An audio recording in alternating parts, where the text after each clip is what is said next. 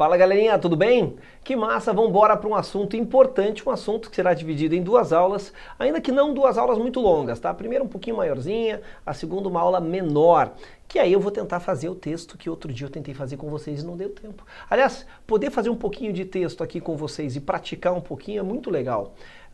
Porque é diferente, né? Eu estar junto, orientando, enfim, pelo menos nesse começo. Bom, vamos lá. Vamos falar de um assunto que exige que você relembre os tempos verbais que a gente estudou anteriormente. Esse é o grande barato da aula de hoje. Obrigatoriamente você vai ter que lembrar o que é um simple present, o que é um simple past, entre outras estruturas que a gente viu. E nós vamos falar de um assunto que tem dois nomes. Tá aí, ó. Tem gente que chama de if clauses. Tem gente que chama de conditional sentences. Bom, vamos lá. O que é if? If significa se.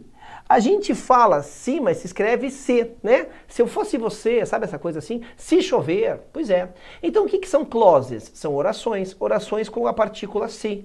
Ué, toda vez que você coloca um se numa frase, você cria a ideia de uma condição, não é verdade? Por isso que o outro nome também são frases condicionais. Por que são frases condicionais? Conditional sentences. Porque elas impõem uma condição. Por exemplo, quando você diz assim, ó. Se chover eu não irei à praia. Opa, criei uma condição. Cara, falou se, criou uma condição. Se chover não irei à praia. Ou seja, a condição para que eu vá à praia é que...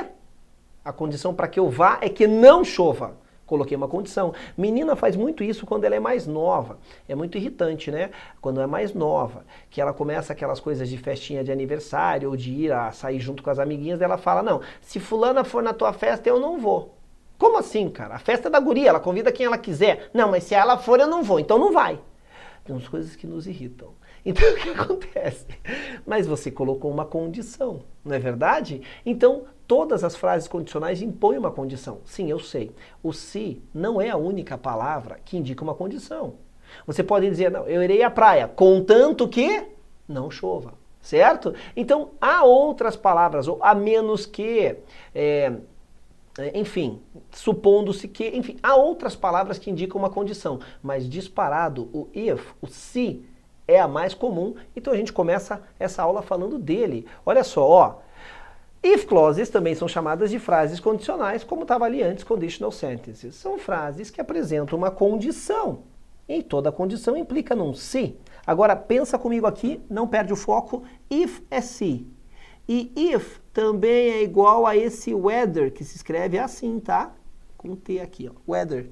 Se if é se e if é weather, logo, weather é se, claro, é isso. E eles são divididos em três tipos básicos. As frases com if são divididas em três tipos básicos, que não são os únicos tipos, tá? São os básicos, o Type 1, Type 2 e Type 3, que também recebem outros nomes. Por exemplo, há quem chame o Type 1 de First Conditional. Se você já estudou inglês, sim, é possível que você tenha visto com esse nome, e sim, ele está correto.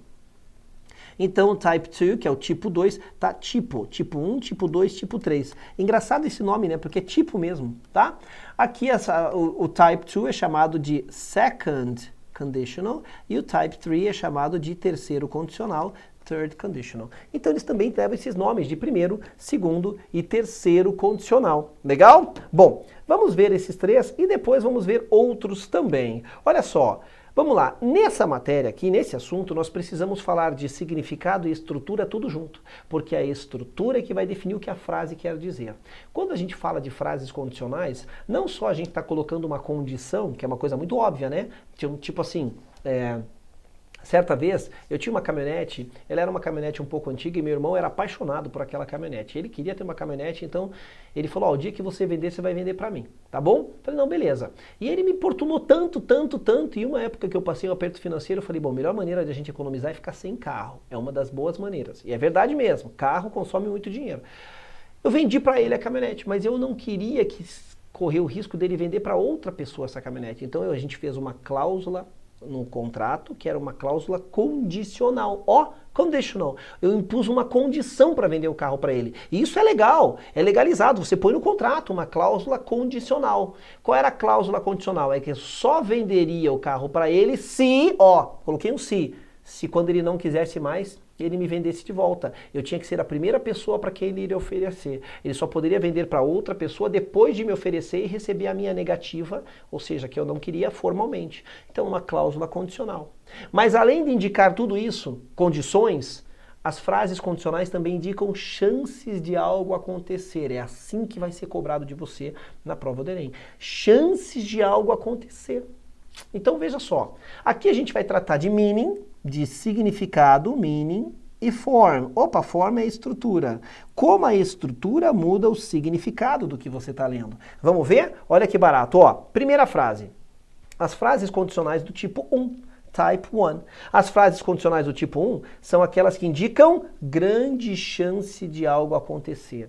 Grande chance, ou grande chance de que algo se realize. Encontrou essa estrutura no teu texto, além dela estar impondo uma condição, um se, ela também indica grande chance de acontecer. Veja como ela mexe com a intimidade do que a frase quer dizer e, portanto, mexendo com o significado do texto, com aquilo que o texto quer dizer. Então, como é que funciona? Vamos ver a frase na afirmativa? Ó, primeira coisa que você tem que saber, quando a frase começa com if, ela tem que ter vírgula. Porque essa frase está dizendo, se você estudar muito, você passará. Beleza? Mas eu posso começar minha frase daqui e dizer, você passará, e aí jogo esse bloco ali para trás. Se você estudar muito. Então, funciona, isso que eu vou falar agora funciona para todas elas. Se a frase começa com if, ela tem que ter vírgula. Se ela não começar com if, e eu começar daqui para lá, né, jogo esse pedaço para o fim, ela não pode ter vírgula. Em outras palavras, a frase só poderá e deverá ter vírgula se ela começar por if, pela partícula se. Tá bom? Mas quando eu olho para essa frase aqui, ó, eu começo a notar uma coisa. Eu começo a notar que, beleza, ela tem if, então ela tem vírgula, né? E eu noto o seguinte, que de um lado da frase, ó, de um lado da vírgula, eu tenho um verbo no presente e no outro eu tenho futuro. Justamente, essa é a estrutura. Então aqui eu tenho um verbo seguindo o tempo verbal do simple present e aqui eu tenho futuro com will, future. Lembra que a gente estudou isso? Quando você tiver de um lado da frase, um verbo no presente e do outro, futuro, você está diante de uma frase que indica grandes chances de algo acontecer. E faz sentido mesmo. Veja a frase, ó.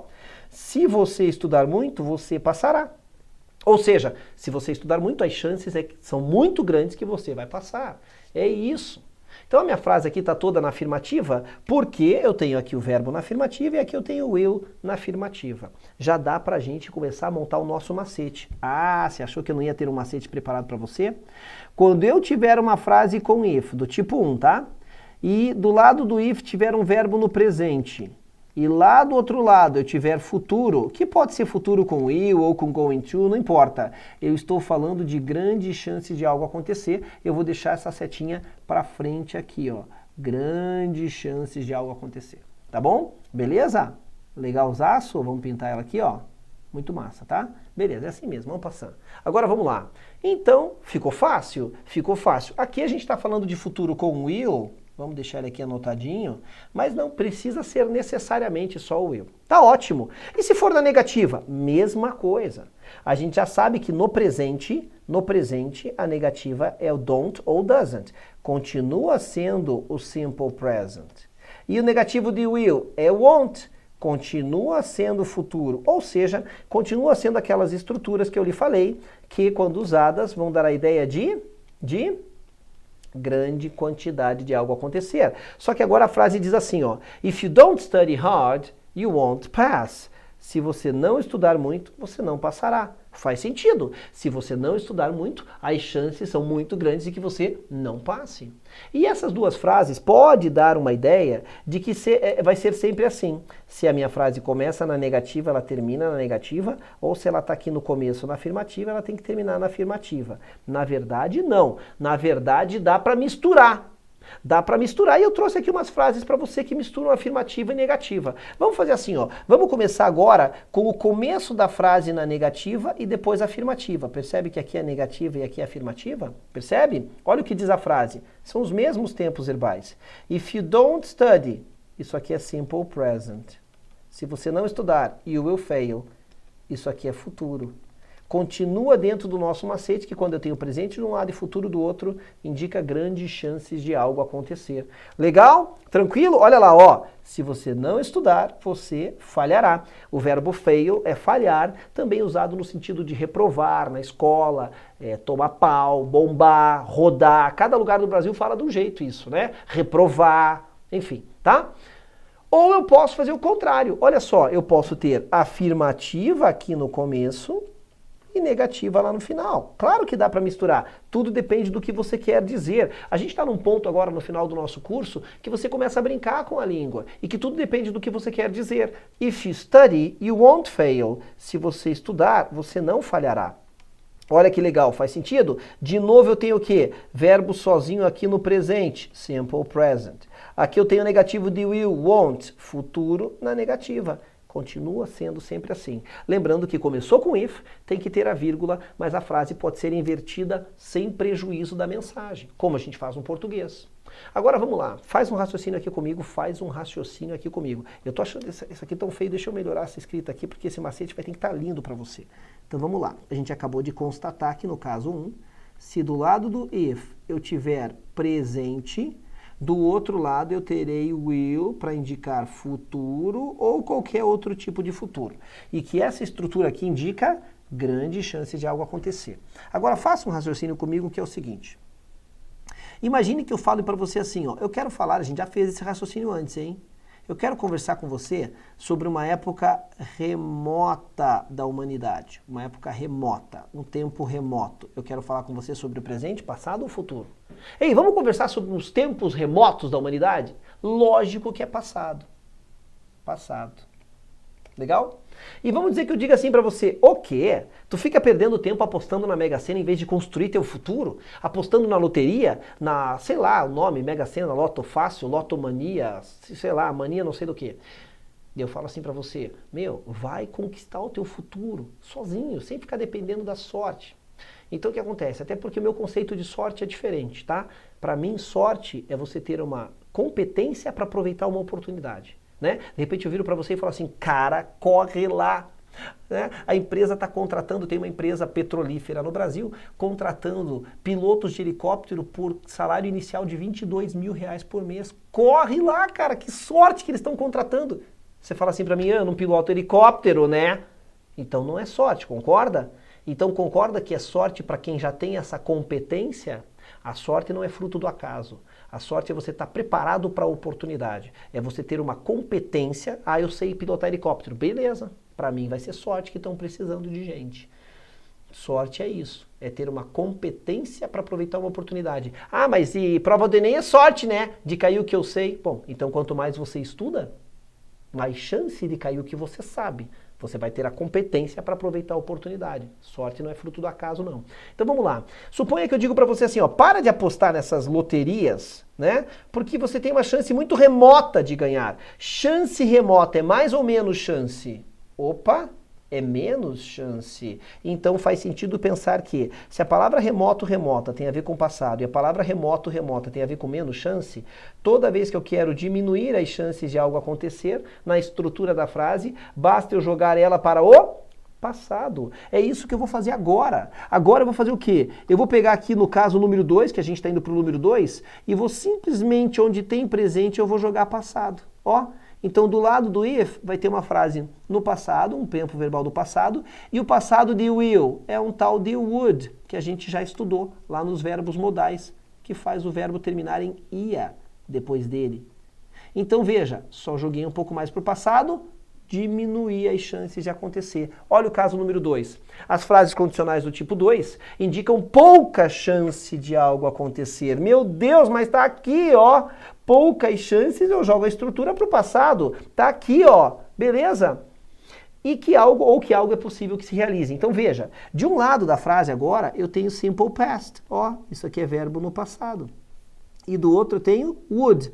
O would, que faz com que o verbo que venha depois dele termine em ia. Já escrevemos isso no nosso macete. Ele faz com que o verbo que venha depois dele termine em ia. Então a tradução fica, se você estudasse, ó, passado, você passaria.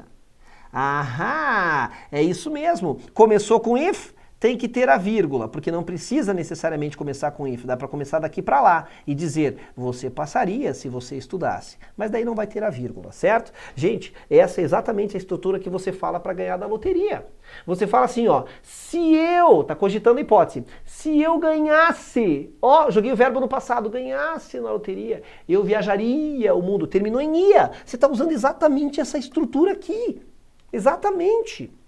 E ganhar na loteria é fácil? Não é fácil. Então você diz assim, ó, não, se eu ganhasse na loteria, se eu ganhasse, joguei o verbo no passado, eu compraria uma casa nova para os meus pais, eu viajaria o mundo, eu aplicaria uma parte do dinheiro, eu faria caridade, enfim, né? Tudo com ia, muito igual ao português. E aí você fala, poxa, é fácil de ganhar na loteria? É muito difícil. Segundo cálculos, é mais fácil você ser atingido por um raio do que você ganhar sozinho na loteria as 6 dezenas. É mais fácil ser atingido por um raio. Cara, quais são as chances de você ser atingido por um raio? Ainda que, no Brasil, nós somos campeões. Alguma coisa a gente tinha que ser o melhor, né? Não é muito bom esse dado, não. Nós somos o país com mais mortes por ano por raios no mundo. O lugar onde mais morre gente por raios no mundo é o Brasil, com uma média de 50 mortes por ano. Você sabia que tanta gente assim morria por causa de raio? Mas o livro dos Guinness trouxe um outro recorde, que não é nosso. A pessoa que mais vezes foi atingida por raios em vida.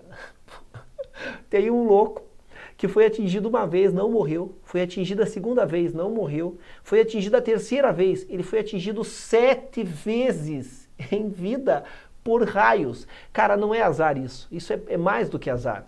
Não é só azar. Zeus, lá em cima, pega os raios dele e mira no cara. Esse cara é odiado por Zeus, não é possível. O cara Zeus fala, acertei outro. E vou deixar você vivo para tomar mais um na cabeça. Caramba, que azar, cara. 7 vezes. Mas tá aqui, ó. E aí, eu posso ter a frase na negativa? Posso. Na afirmativa, eu tenho o verbo na afirmativa dos dois lados. Na negativa, bom, é muito fácil passar isso para negativa, só mexo no primeiro, já sabemos o macete. E no passado, a negativa é com didn't. Mas continua sendo passado de um lado e aqui condicional com o verbo terminando em ia do outro. Se você não estudasse, você não passaria. É isso. Dá para misturar afirmativa e negativa? Dá também. Eu só fiz os ajustes no vocabulário para que a frase faça sentido. Note que aqui na primeira eu tenho negativa e depois afirmativa. E embaixo eu tenho afirmativa, afirmativa e depois negativa. Continua sendo passado no começo das duas, continua sendo o tal do would, que faz o verbo terminar em ia. Só que aqui eu peguei o verbo falhar, que também significa reprovar, enfim. E aí diz, se você não estudasse, você falharia. Se você estudasse, você não falharia. Tá certo? Então é isso, as frases condicionais do segundo tipo. E aí você começou a perceber uma coisa que dá pra gente completar aqui, ó. Você começou a perceber que, peraí então, tio Rê, se eu pego os casos número 1 e jogo um pouco mais para o passado, nasce o caso número 2. Se o caso número 1 é grandes chances, número 2, só porque eu joguei no passado eu diminuí as chances de acontecer, e se eu pegar o número 2 e jogar para o terceiro caso, para o caso número 3, o que acontece com as chances? É isso mesmo. Eu elimino as chances de acontecer. Então eu vim do caso número 1, número 2 e joguei a frase um pouco para o passado. Tá aqui, ó. Agora eu vou pegar do número 2 e vou jogar mais para o passado. Opa, mais para o passado? Qual é o passado do passado? A gente estudou. O passado do passado é um tal de past perfect. A gente estudou isso aqui logo depois do present perfect. Quem é o past perfect? É quando você usa o had, mais um verbo qualquer na terceira forma, para dizer que algo tinha acontecido. Traduzido literalmente. É esse o cara. Olha que bacana. E como é que eu pego esse cara aqui e jogo mais para o passado? Porque ali, ó, no número 2, ele já vem acompanhado de mais um verbo, né? Vamos fazer direitinho aqui para você visualizar esse macete, ó. Esse cara vem acompanhado de mais um verbo e ele faz com que esse verbo termine em ia. Como é que eu vou jogar esse cara mais para o passado? Sabe como? Assim, ó. Eu vou pegar e vou além dele colocar o auxiliar have, para só depois colocar o verbo principal. Mas esse verbo principal também vai estar na terceira forma. E esse caso dá, pode, deve ser traduzido ao pé da letra, até porque isso aqui a gente já estudou. Isso aqui é um past modal. Se você olhar lá na aula de Past Modals, você vai ver esse cara. A gente já estudou ele. Agora ele está compondo o assunto de frases condicionais. E o caso número 3 indica algo impossível de se realizar. É isso que a gente vai ver agora, mas fique tranquilo, porque embora as estruturas fiquem grandes, né? Ó, 2 verbos aqui, 3 verbos aqui. Embora as estruturas fiquem grandes, ele é igual ao português e pode ser traduzido ao pé da letra. Olha só, as frases condicionais do tipo 3 indicam algo impossível de se realizar. Também podemos dizer que o tipo 3 indica uma possibilidade irreal. E a gente chama isso aqui em inglês desse exatamente esse nome. Unreal, tournament. Não, unreal possibility. Possibilidade irreal. Como assim? Cara, olha que legal isso aqui, ó. Se você tivesse estudado passado particípio, tá aqui na fórmula, ó, a gente estudou esse cara. Olha que bacana. Você, ó, o would não tem tradução, a gente já viu isso. Mas ele faz com que o verbo que venha depois termine em ia. Então, se esse aqui é o verbo ter, esse primeiro bloco fica teria. Concorda? Ó, teria.